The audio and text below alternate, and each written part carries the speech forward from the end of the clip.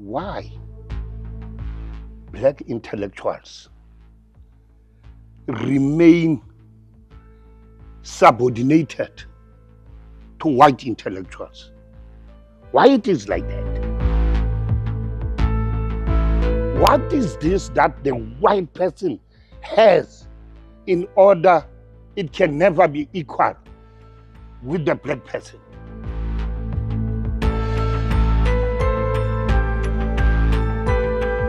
All over Africa, not only in South Africa, all our leaders have been defeated by the white intellectuals, hands down. Even Mandela. You cannot negotiate for your people and negotiate against your people. Do you feel like he negotiated against his people? What do we have as black people? Look at us. Look at us. What do we have? What is this that we have won? The property rights is still with the white people. I sacrificed my family, my parents. I didn't listen to my parents because I wanted the people of South Africa to be literally free. Do you feel like Mandela betrayed you guys? If you ask me, I will say yes. I don't regret fighting for the people, for the liberation of the people of our country. I don't regret. Even if another revolution can start now at this old age I am, I will be the first one in the front line because I know that we have been sold. Who sold you?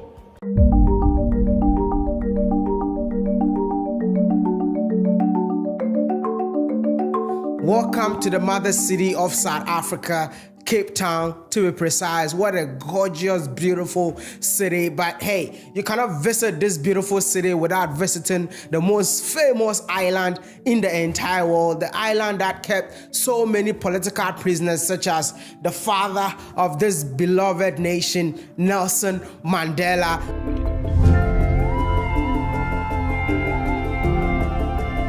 Said on Robben Island, they only kept one political prisoner. Who is that political prisoner? Robert Mangaliso Sobukwe. Not Mandela? No.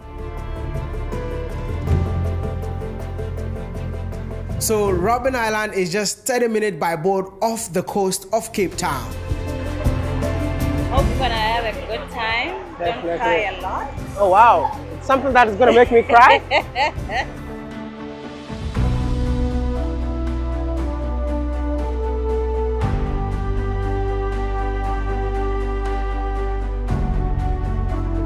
Finally made it to Robben Island, the island where prison was built. I believe anytime you hear the name Robben Island, the first name that comes into your mind is Nelson Mandela. But after being here, I believe that there is more to Robben Island. So the first question is, what is Robben Island and what happened on Robben Island?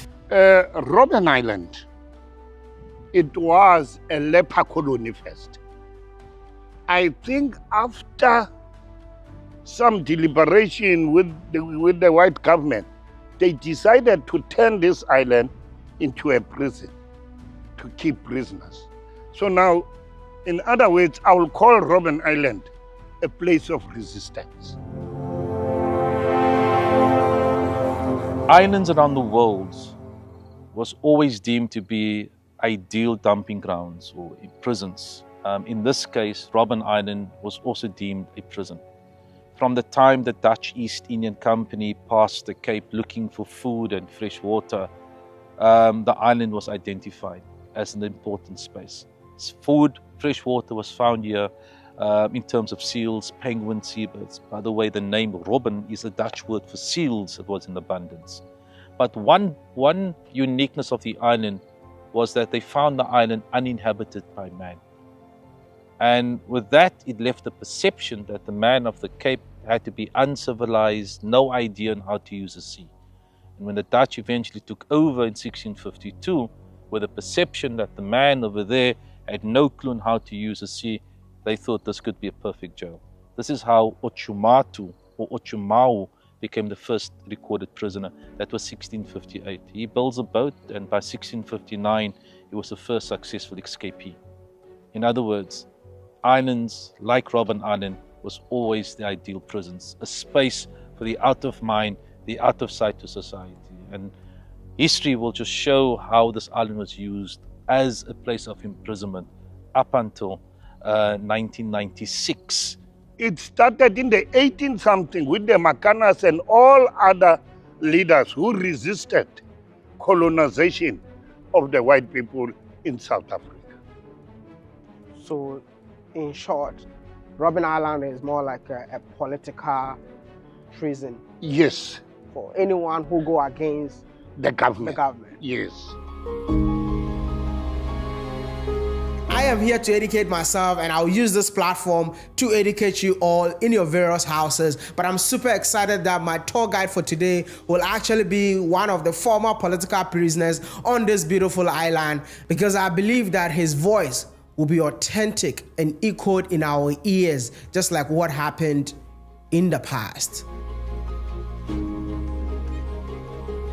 My name is Africa Shapu, and I will be the one who will be tour guiding you inside prison here. And I am a former prisoner here in this prison.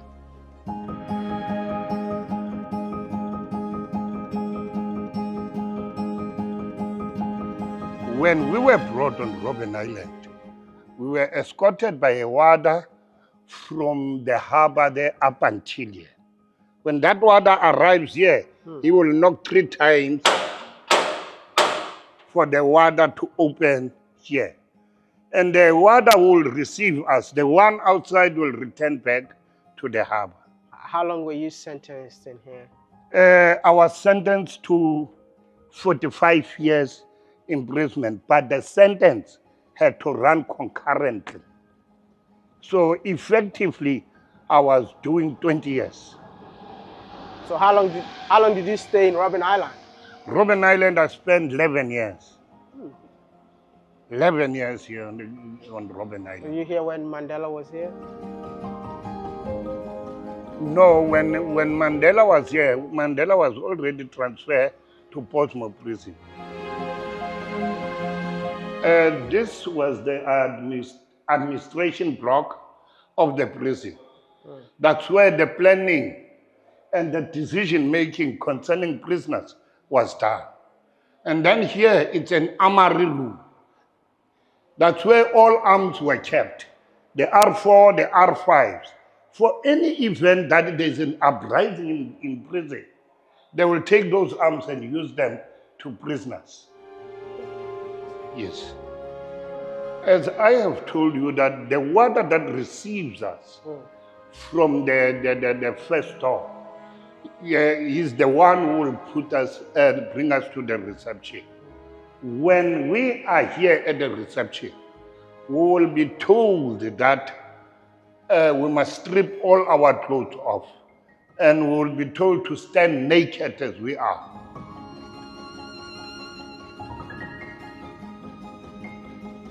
Then a warder will have a pen and a book and check whatever defects that are in your body. And if those defects are not found, they will still report it in the book there.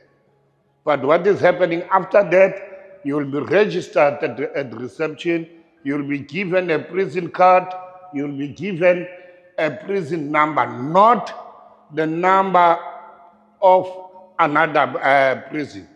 You will be given here the Robben Island number.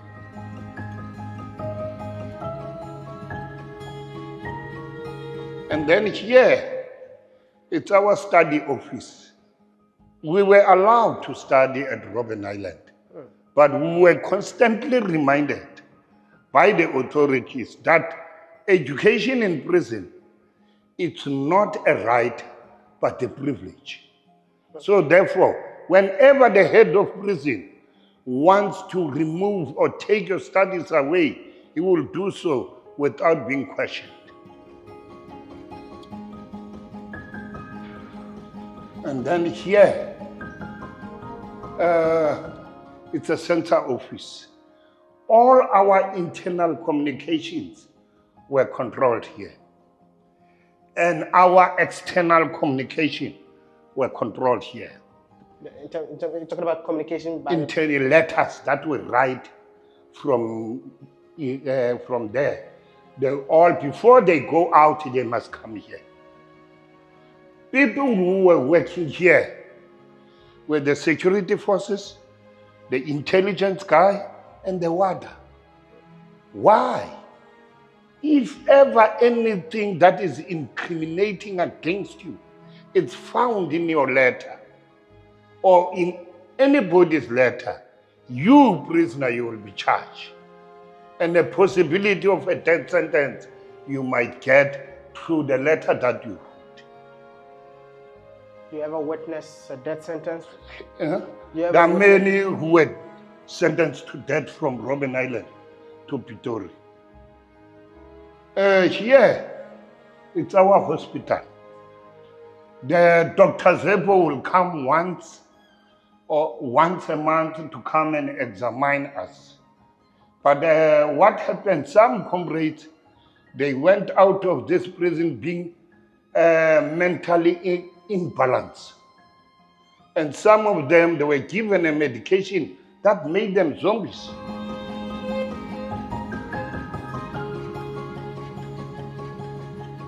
And we were all aware that this is one of the tactics of the apartheid system that is being applied to political prisoners with the purpose of demoralizing them. May you please follow me further.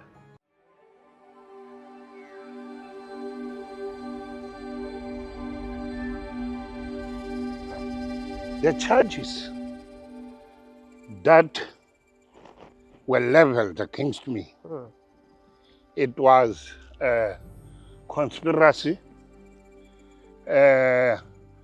public violence, terrorism, and 2 counts of murder. How old were you when you were brought to Robben Island? Let's say when I was arrested. Yeah, when you were arrested. I was arrested at the age of 20 years. I joined the struggle at the age of 16 years. And then since I joined the struggle at that age, I've never turned back again. And up until the negotiation time. Wow. So you were kept here for 11 years? Yes. For something that you did not do?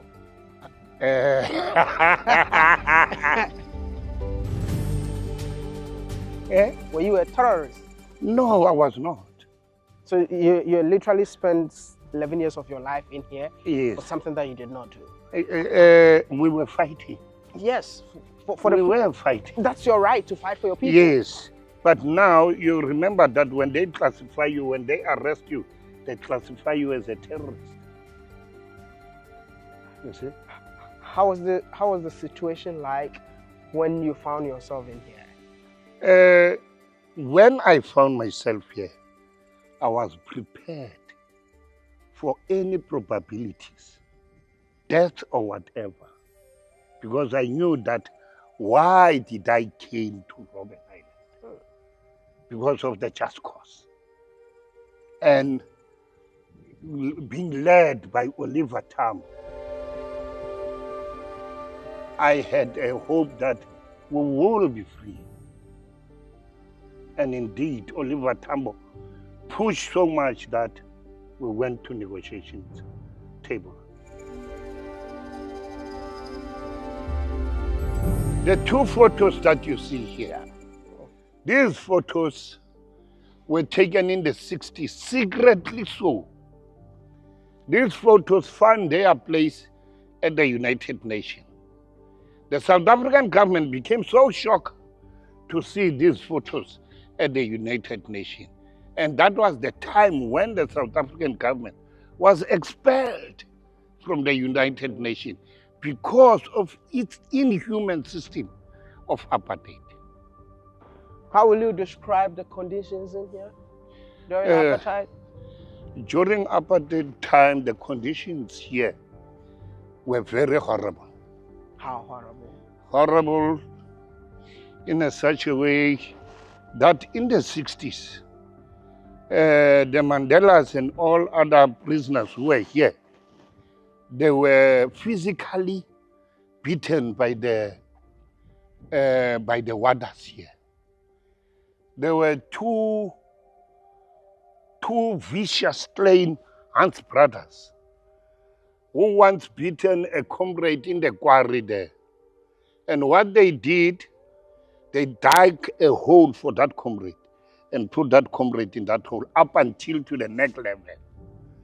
After they've done that, they urinated in his face. Both brothers, they urinated in another man's face. So that forced the prisoners to enter into a hunger strike.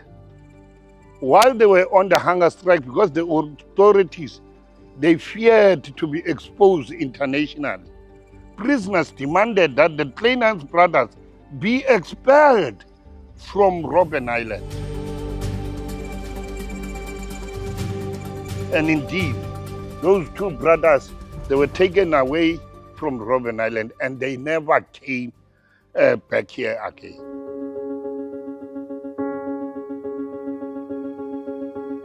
Why black intellectuals remain subordinated to white intellectuals? I believe self-belief is missing in Africa. Yes. All our leaders have been defeated by the white intellectuals, hands down. Even Mandela. You cannot negotiate for your people and negotiate against your people. Do you feel like he negotiated against these people? What do we have as black people? Look at us. Look at us. What do we have? Look at the Constitution. Do you believe that there should be a constitutional reform in South Africa? Exactly. A total change of the Constitution. A total change is needed. We don't have a land. But this is your land. We don't have an economy. The economy is in the few hands up until now. Would you say that South Africa is free? It's not.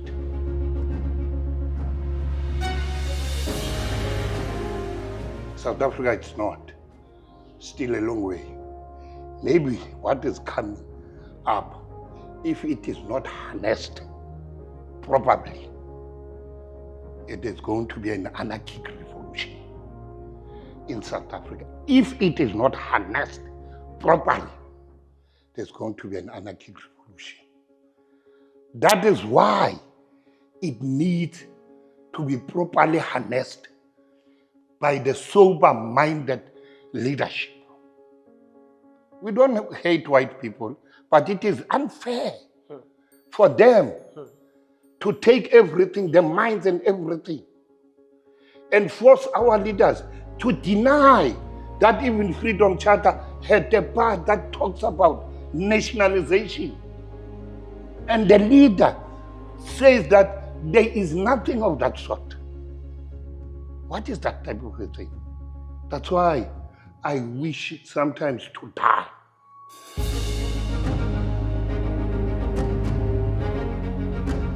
Than seeing what I am seeing. Because this is not what I fought for. I alone, this is not what I fought for. The present leaders are all enemy agents. These people infiltrated the ANC from exile. That's why it is like this. Here's Nelson Mandela said. This is Nelson Mandela self. Yes. Nelson Mandela spent 18 years of his 27 years in the cell.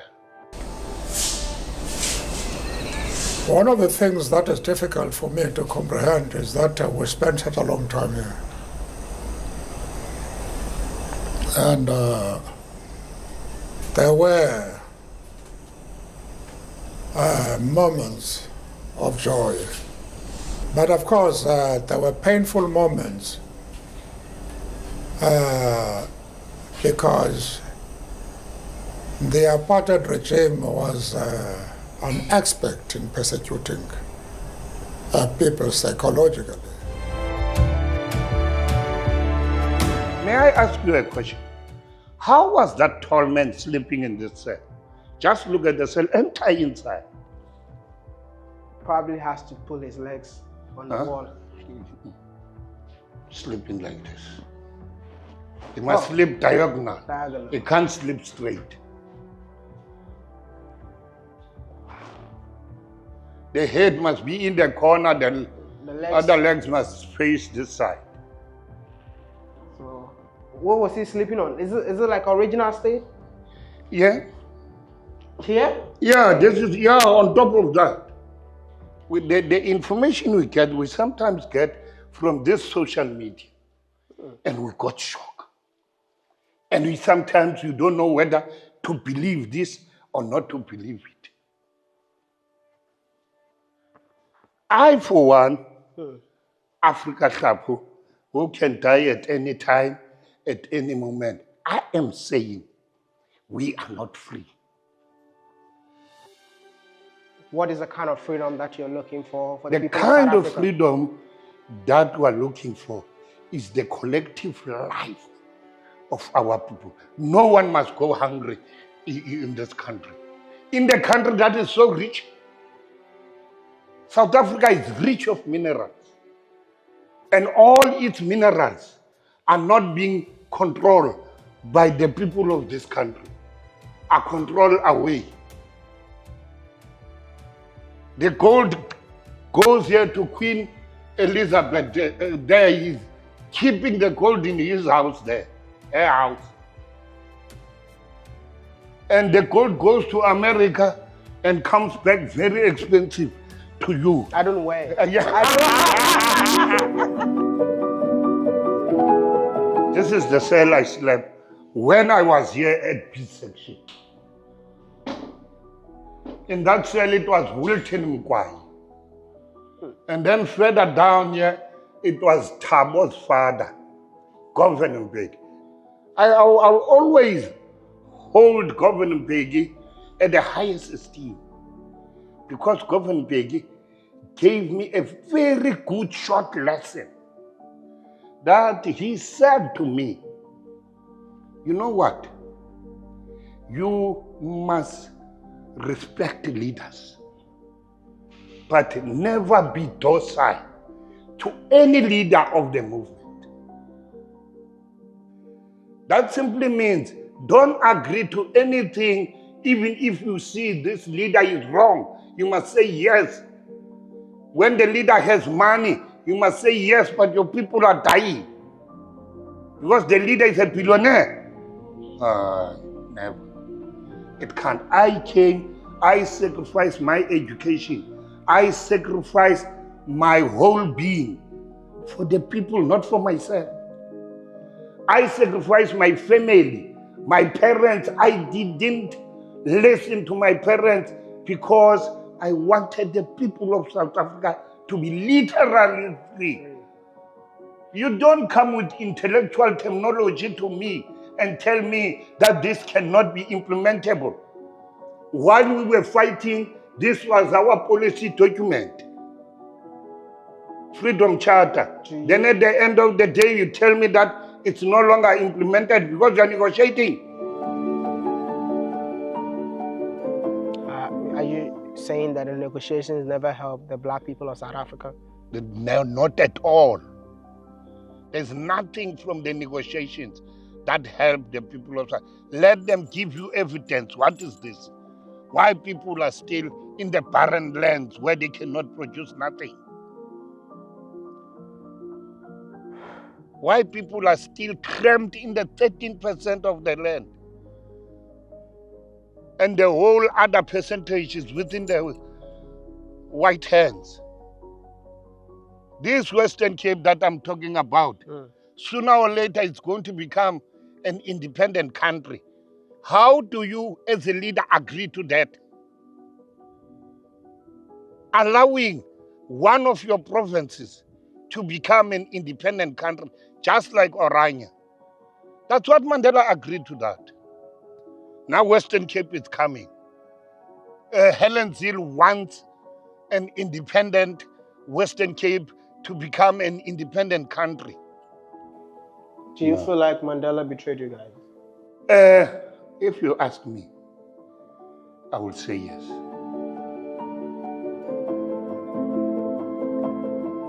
You know what the white people did? They separated the elite from the masses, the downtrodden masses of our people. And they gave them everything. So when it is only the elite that is free, that doesn't mean the entire country is free.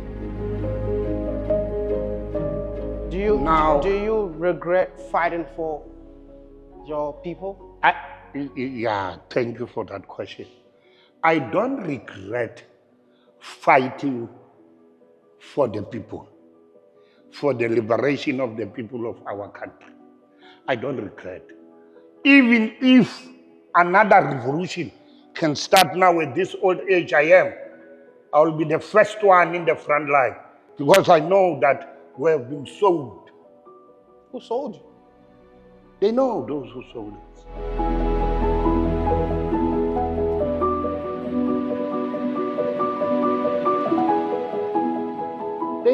They know exactly.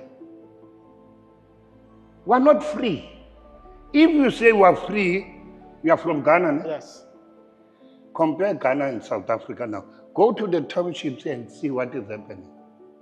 If you want to see the natureness of suffering of our people, go to the townships and go around this South Africa and tell me how many squatters of white people in South Africa. Squatter camps, how many are they? How many bergis, you know a bergi? A hobo. How many white hobos you will find in South Africa? Go the entire country, it's a fraction. The majority is the black people.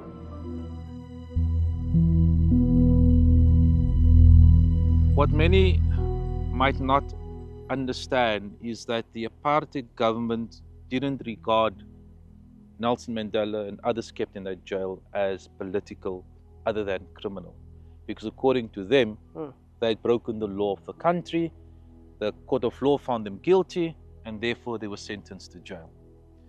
But Robert Sobukwe, who started a political movement in 1959 called the Pan-Africanist Congress, embarked on a defiance campaign where he called on the masses to defy the pass law, a law that restricted the movement of black people. It was a document that gave them permission to be where they are at that time of the day.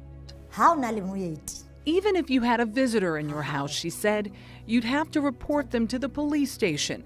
They would tell you how long your visitor could stay. Sharpeville's residents gathered peacefully in front of the police station without those passbooks. Their objective, to be arrested. But police opened fire, shooting protesters in the back as they ran for their lives.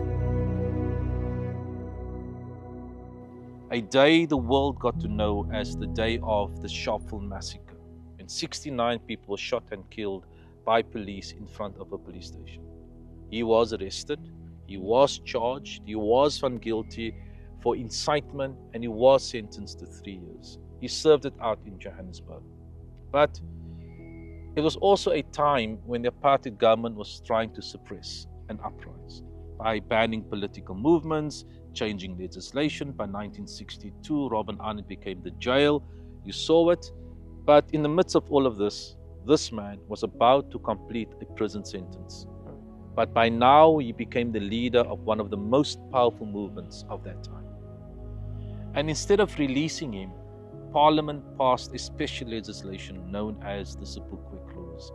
This allowed them to re-arrest this man when released and place him under house arrest. They could confine him to an area, isolate him, no one to talk to besides himself. He was classified as a political prisoner which allowed him to wear his own clothes, have books of his choice. Instead of doing hard labor, he could move around freely within the space. What was supposed to be a 1-year house arrest became 6 years. Today, Robert Sobukwe, for many South Africans, is a name they find against a building. The road was named after. And so many people, and I think I include you, have never ever heard about this name before. No. There's something about the apartheid government that they were good in, and that was to keep information away from South Africans. What we heard, what we saw, what we read, what was preached, what was taught in schools was approved by government. So if they didn't want you to know something, you would never know about it. So you were released in the year 1991 on the 24th of May. We were the last group to be released from prison. The political activists were all released between 1989 and 1991. The last remaining political activist was released from Robben Island or taken off the island on the 27th of April 1991. Ironically, 27th April also became the day when we voted in 1994, and is also now recognized as Freedom Day in South Africa. How was the feeling like the day you got released? The feeling when I got released, I wanted to continue the struggle, just like Chris Hani wanted to continue the struggle up until we attain our freedom. But unfortunately, some leaders, they knew what they knew. They pushed for the negotiations. They had to negotiate with bad movements, and in the case of how they deemed these guys, criminals. So the question is, how do you negotiate with these guys? So it had to lead to them releasing these guys for talks to start, which they did. And the talk starts, led to our elections. Nelson Mandela became president. Apartheid came to an end. A new constitution, becomes one of the most progressive constitutions in the world. And many of the apartheid government ministers and members of the apartheid government said, these guys came out of jail and they were prepared. The reality is, when you decided to use this island as a jail, you decided to throw cultures, languages, religions, different political movements into one space, and then to keep the leaders together. And what did you think they were going to talk about? So by preparing yourself for freedom, not waiting for freedom to come, the disadvantage of prison was turned into an advantage. Are you happy for what you fight for, what you fought for? The result of what I fought for, I am totally not happy. I can never be happy with that, because what I fought for the implementation of the Freedom Charter. Which are those 10 clauses that are there. The nationalization of the mines, the nationalization of Reserve Bank, everything that we are supposed to serve the people of the land.